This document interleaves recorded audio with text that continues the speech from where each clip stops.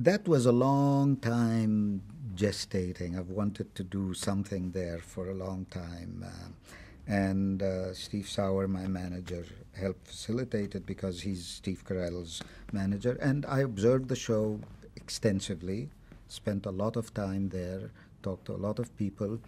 And when I was finally told that I would get to do the episode, I hunkered down for about 2 weeks and watched every episode shot for the American series and every episode of the English series, and I was officed to the core because it's a unique show. I mean, I would watch it occasionally, and I couldn't make heads or tails of it. I said, who is who, and where's the camera going, and what is this about? So I needed to really know, and I got hooked.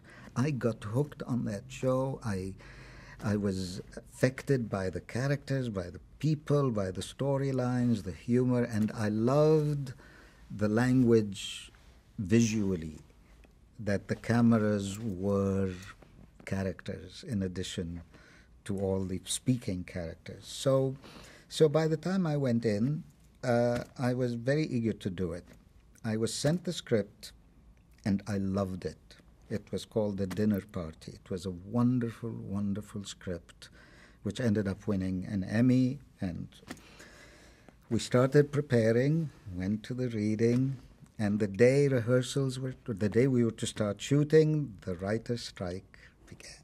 So I drove onto to the stage, and the writers were outside with placards and whatever. So that stopped, obviously, and I had to wait until I had to forfeit this episode, which broke my heart. And then I was given another episode, which I did, and I loved it. I loved it. From Steve Carell on to every member of the cast, they were very welcoming, very warm, and it was a funny episode of called the Prince Paper Company. The Michael and Dwight's characters are undercover snooping on another company, and then is Hilary Swank sexy or not? So I loved it. It was crazy, and I loved working with the camera people to do that. So it kind of was a good button to a cycle